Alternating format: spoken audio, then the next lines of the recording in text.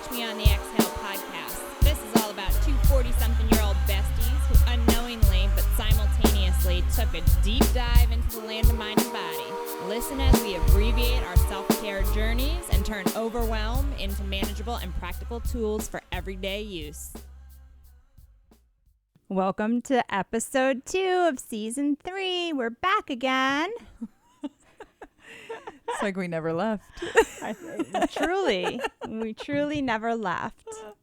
So today we're going to talk about sleep hygiene, and I'm messing with my mic. So some actionable items from this episode are, when we're talking about sleep hygiene, it's best that we have our bedtime and our wake up time the same time each and every day. Sleep location is very important, as you'll hear about. Daily routine is crucial, and how to overcome some challenges to the good sleep routine that we're going to be talking about. So some challenges will be work schedules, hormones, stress, and children. Oh my God, why are they always a part of it? Like, why are you always trying to overcome the stuff that they do? Turds. So before we get into it, let's start with our gratitude for today. And I guess You go first. I go first. So I am very grateful for my husband, Jared, for putting this all together, this whole setup for doing the recording of the YouTube channel for us, busting his butt to get it to look super professional for us. Because, you know, if it was up to Meg and I, we'd be doing it on our iPhone and kind of like a doing selfies the entire time. So I am grateful for my hubby, Jared, for doing everything that he can to make this happen for us. Oh, that is so nice. Yeah. So cute. Yes. I mean, I appreciate that too, but I feel like that would be like weird if I said my gratitude was I am grateful though. Don't get me wrong. I am grateful. I am grateful today for not having to go to my everyday job and being able to play hooky and hang out. Yay. So that is what I'm grateful for today. Because like sometimes it just feels good, doesn't it? To like be a kid again and like play hooky, and it's like, woohoo, I got away. But anyhow. It does. But I'm not actually playing to hooky. If anybody from my work is like paying attention, I actually took a personal day. So all right, so let's talk about sleep hygiene. This is something I am super interested in because one of the best pieces of advice that someone gave me about having children was to like get them on a sleep schedule like quickly. So I took that advice, and both my kids sleep, like they go to sleep. I don't have to like, I literally go up, I say goodnight, I hug, kiss, walk out the door, and that's it. Like I don't have to, I mean, I've heard some crazy stories. I'm sure you have too. Yeah. Laying in the bed with the kid, and you have to rub their back for 10 minutes, or you have to you know what I mean? Like, no. We don't do any of that. My kids go to bed. That's it. And I also am interested in it because now as I'm getting older, my sleep has not been affected, knock on wood, yet by my age. But I know that, yes, there are plenty of people whose sleep is affected by age. And Mark's sleep there are days when he just can't fall asleep, and or he sleeps from like 10 o'clock at night until like 1 a.m. and then wakes up, and that's it. Like he cannot fall back asleep. That'll be the end of it. So I did a little research about sleep hygiene, and you know me, like with my research. So basically there's this doctor who he's like a sleep expert from NIH, and I was very interested about what he thought about sleep hygiene. He basically said that sleep is literally the most important thing to improve your health or to maintain good health. He said you have to get a good night's sleep or get enough sleep. So it basically affects your growth hormones, your stress hormones. It affects your immune system, your appetite, your respiration and breathing. It affects your blood pressure. It affects all your cardiovascular health, like everything. So oftentimes, I guess, I don't have any major health issues, but oftentimes apparently that is one of the things that doctors will often ask is, are you sleeping enough? research has shown that the lack of sleep increases your risk for obesity, for heart disease, for various kinds of infections, which makes sense, right? Like even when you're a little kid, your parents told you, like, when you don't feel good, you should get some sleep, like go get some rest, like duh, makes sense. But the CDC recommends a couple of important things for good sleep hygiene, which is kind of what you were talking about on the little intro there with actionable items. One, the most important thing is to have a sleep schedule of sorts. So to manage how much, like when you go to bed and when you wake up, no matter what day of the week it is, if you are somebody who does not sleep well, you should try to get yourself onto a schedule, just like babies, right? I mean, it's crazy the things that we should continue to do with ourselves, but we don't. So try to go to bed at the same time every night. Did I say that right? Go to bed at the same time every night. Yes, you did. Get up at the same time in the morning. But it helps your body to adjust to some kind of routine. It also, you might want to include something like a calming routine at night before you go to bed. I know in this day and age, like we all have our phones like in our hand at all times. And the blue light, obviously, we know is not good for you before you go to sleep. So maybe something that you could do is set an alarm at night before you go to bed. So instead of, worrying about the alarm at 6 a.m. to wake you up, you set an alarm at, 8:45 at night. And then those 45 minutes before you go to bed is your, like routine. You go through your routine. So whatever that might be. So whether it means like you read for 15 minutes or you do some kind of sleep meditation or journaling or plan your next day or pull out your outfit for the next day, whatever it is, pack your lunch, do that kind of stuff to kind of, detox off of your devices, right? So your management of your sleep schedule, I guess, is, number one. The Academy of Sleep Medicine, the American Academy of Sleep Medicine, also says that your sleep location is really important, which I always thought was really, like, I could sleep anywhere. So you tell me, like, go take a nap, I'll like go up and lay on your couch and I'll fall asleep right now. But apparently that is not the case for people who have trouble with sleeping. Mm-hmm. And this is something that I think maybe Mark needs to deal with is he falls asleep like anywhere, but he'll only sleep for 15 or 20 minutes. Anyway. So your sleep location needs to be dark, quiet, relaxing, peaceful, comfortable, and a comfortable temperature, which I'm sure you have you have things to say about temperature of where you sleep, right? It depends on who you ask. Yeah. If you ask me, it's just fine when it's cooler. Right. If you ask Jared, it's too cold. He likes it nice and toasty. I woke up the other night and it like the air conditioning was still in our house and I was like shivering. And I went out and looked and he must have turned it down. Mark must have turned it down before we went to bed. I was like, oh my God. Yes. The other thing that I heard that was really interesting is that you should not have personal photographs in your space where you sleep. So like you should not have a photograph of your dad in your bedroom, which I was like trying to figure out and then I'm like, oh, okay, that makes sense. You don't want like somebody like watching you while you're trying to sleep. And I found that, according to Feng Shui, right, which I also think is really interesting, that you should always have pairs of objects. Or pairs of so if you have like a picture, it should be like a picture of two people together as opposed to a picture of one individual, because it brings on feelings of loneliness, which like brings on feelings of anxiety. Now again, this is Feng Shui, so whatever. But the other thing that I have to tell you is that your bedroom is for two things, right? That start with the letter S, and that is it.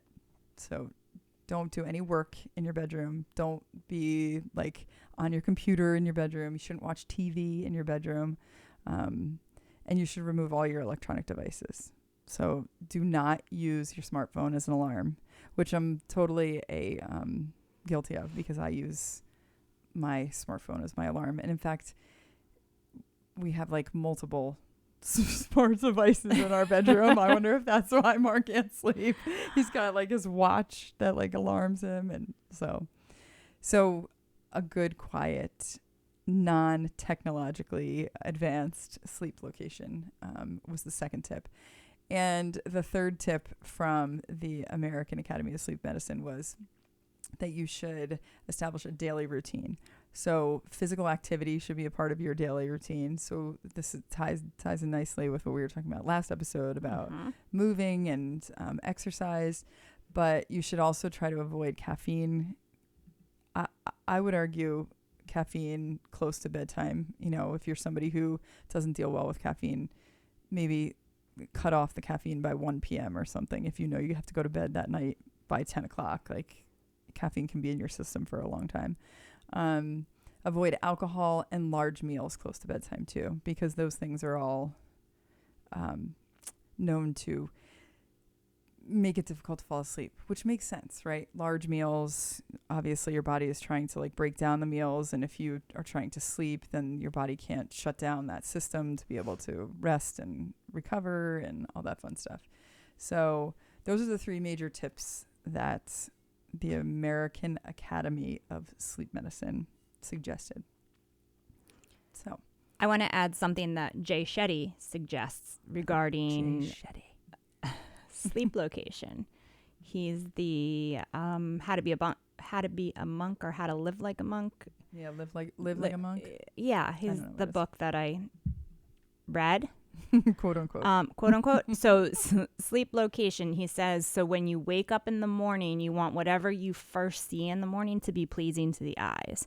You want the smell to be something that like energizes you and is pleasing to smell. So if you have one of those oil diffusers, something like that. And then the noises that you hear to be pleasant as well. So like think artwork or something that will make you happy when you open your eyes.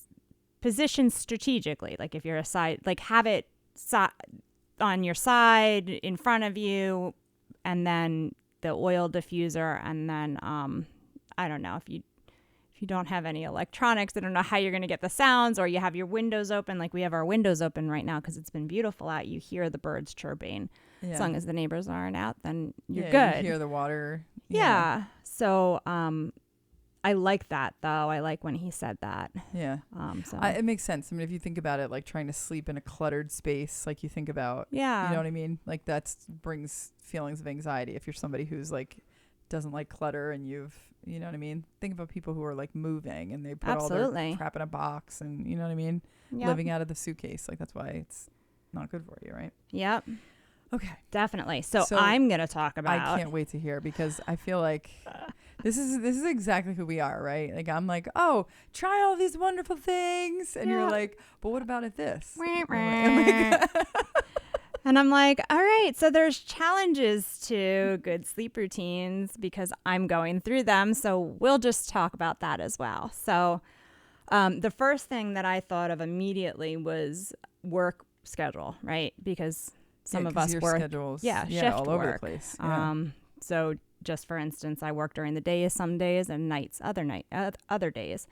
So I looked up some ways to overcome shift work impacting your sleep routine, and UCLA Health shares that people that work night shifts get 2 to 4 hours less sleep during the day and are constantly sleep deprived. Now, I don't work overnight, Jared does, so like that was interesting to me that, you know, I know he's constantly sleep deprived, but to know that he gets 2 to 4 hours of less sleep, it was crazy to me. It also may eventually cause insomnia. So shift workers constantly have this problem. So if you work a job or have a career with long hours or work and go to school, it is also difficult to sleep, and you may develop a sleep disorder that way. So how to fix this? That sounded horrible. Yeah, it is horrible, but you can fix it. Okay, how to fix it? That's the good news. If you rotate your shifts clockwise every 2 to 3 days, so you go from day shifts to evening to night to morning, day, evening, night. So instead of shifting from day to night to evening to morning, like all sporadic, right? Yeah. So if you go clockwise and you switch it every 3 days versus 5 to 7 days. So if you get locked into a 5 to 7 day shift, then it's harder for your body to switch up To adjust. and adjust in the circadian rhythm.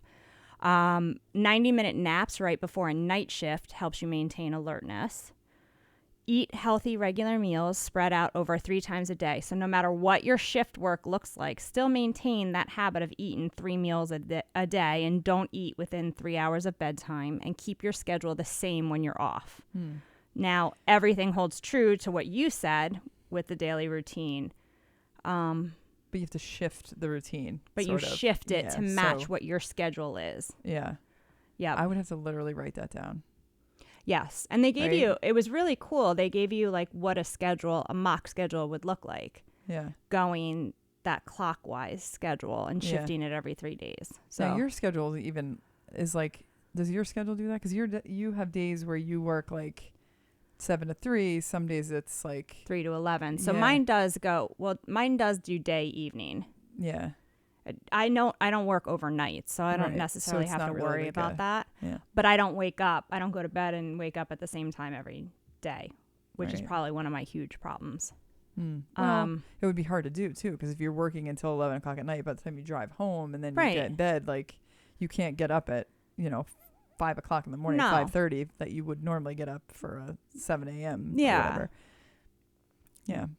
This is I'm going to interrupt you. Sorry. Go ahead. So the 90-minute nap, I did find some interesting information about 90-minute naps. And this is something I was talking to Mark about, because you have an entire sleep cycle, and in 90 minutes, you actually go through that entire sleep cycle. So you actually go through like light sleep, REM sleep, like the deep sleep, like you go through the entire cycle, and 90 minutes is exactly enough time. So like it's like basically you're getting an entire sleep cycle in a shortened period of time. So that's probably why 90 minutes. 90 minutes. Yeah. So it's just like taking naps. Like when they say like, oh, if you can't take a nap, if you need to take a nap during the day, but you don't have 90 minutes to take a nap, then you should take a nap shorter than 30 minutes. It should only be like 20 to 30 minutes. Yeah. And then if you can, then hit a 90-minute nap. Yeah. Which, interesting. That is interesting. Sorry, continue. Did not know.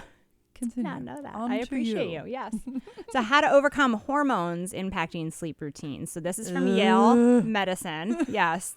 So obviously women get to deal with hot flashes, night sweats, and less time in REM, and we feel less well rested.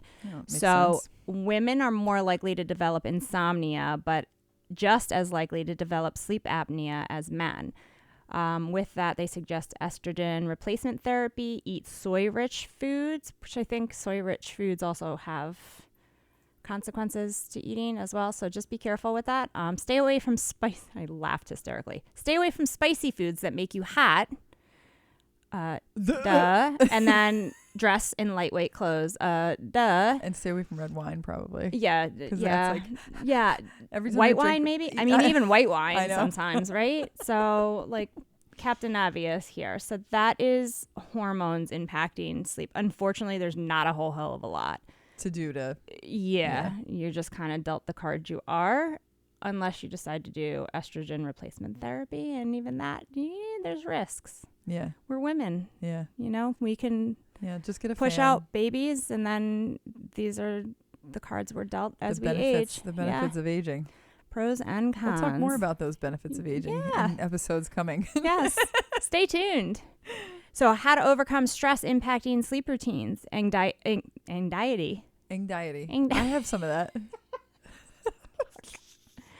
Anxiety and depression caused by stress can affect sleep, and lack of sleep can lead to higher levels of stress, frustration, depression, and anxiety.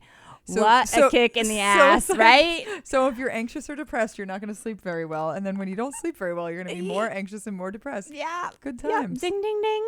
Good times. So get outside. Sunlight strengthens your circadian rhythm.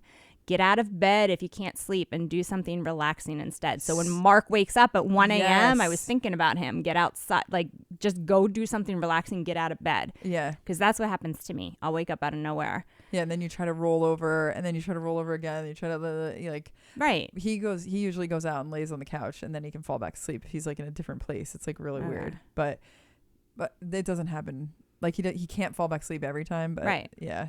Yeah, so that's important.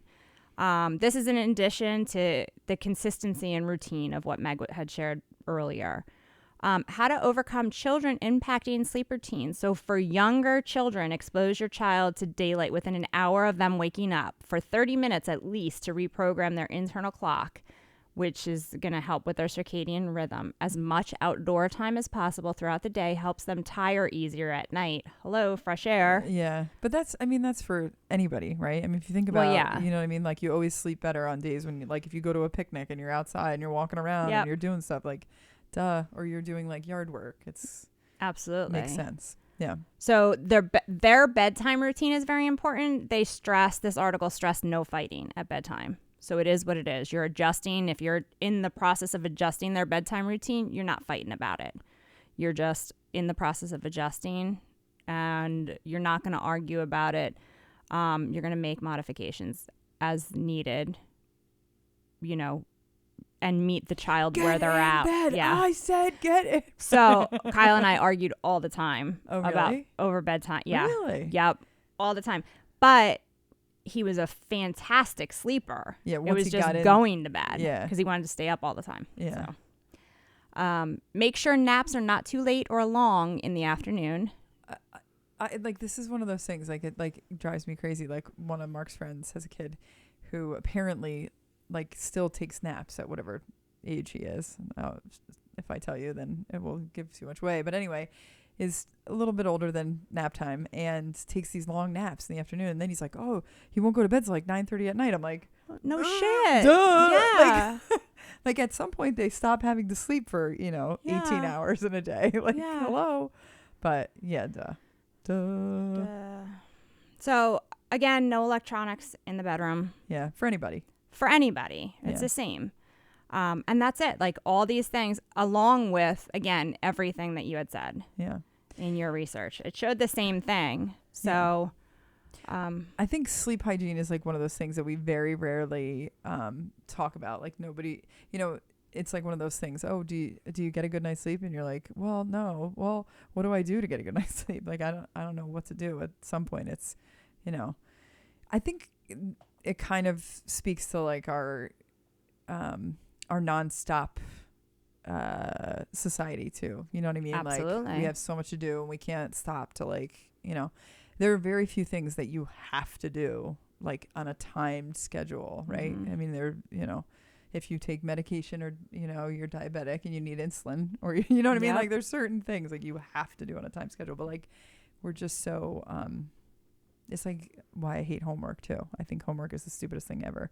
Like we're literally teaching the next generation, like, oh, if you don't get all your work done at work, you have to take your work home and work all night too. Oh yeah. Like, yep. Why are we teaching the next generation? Yep. To what end? No. But anyway, that's has nothing to do with sleep. Yeah. But it kind of does. I mean, it does. Though. It kind of does. It does. But that's the American way. Unfortunately, Yeah. it's 24/7. I know. We're on 24/7, which is why we have no sleep hygiene. Absolutely. So, anyway. So plan your sleep schedule. Make sure that you are, look at your bedroom. Like when you go home after you get done listening to this podcast, or if you're home right now, walk in your bedroom. Is it a nice calming atmosphere? Mm-hmm. And go to bed at the same time. Yes. And wake up at the same time. And then, plan your daily routine so that you can sleep. And just know we're tired too. We are too tired. We are too tired too. All right, guys. I think that's it, right? That's it. We're done with some sleep hygiene for episode 2. Mm-hmm. I guess we'll catch you on the next exhale. That's my feet. It's my feet. My legs fell asleep when they were crossed. Like, what is that noise? Just me. All right, guys. So we'll catch you on the next exhale. Sorry, I cut you off. It's all right. You know what I mean? Whatever. I'm used to it. Deuces.